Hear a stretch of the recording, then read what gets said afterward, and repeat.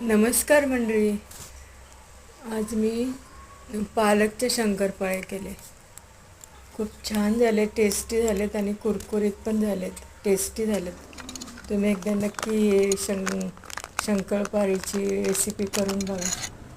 मग एकच वाटी मी घेतलेला आहे मैदा, आणखी तो चाळून घेतलेला आहे मी. 1 वाटी तीळ, 1 वाटी ओवा घेतला आहे.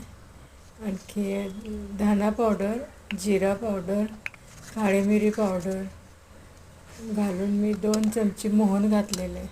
कडकडीत तेलाचे मोहन घातलेले. चांगलं चोळून घ्यायचं पिठाला. आणखी पिवरी मी 2 चमचे घातलेले.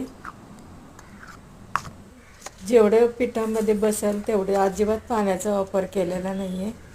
आणखी चांगलं मळून ठेवायचं तेल लावून. मी सोडा घालायचं विसरले, पाव चमचा सोडा घालायचा आहे आणि मी आत्ता घातलेला आहे तो. तुम्ही पिठामध्ये चाळून घाला, छान होते ते. आणखी मुलांना पण डब्याला द्यायला वगैरे. एवढे प्युरी मी आधी राहिलेले, तर थोडे रेस्ट करायला ठेवले पीठ. 15-20 मिनटं रेस्ट केल्यानंतर मी पातळ पोळ्या लाटून त्याचे 4-5 गोळे बनवले. आणखी पातळ लाटून त्याला मी दाटलेलं आहे. आणखी शंकरपाळे केलेले. त्याला आहे ना होल पाडायचा विसरू नका. मी पहिलं एकाला होल पाडले नाही तर ते फुगतात ते. तर ते फुगायला नाही पाहिजे. फुगले तर ते मऊ पडतात ना, म्हणून मग ते त्याला काटा चमच्याने मी त्याला टोचलेलं आहे सगळीकडे, होल पाडलेले आहेत. आणखी मग तळलेलं आहे.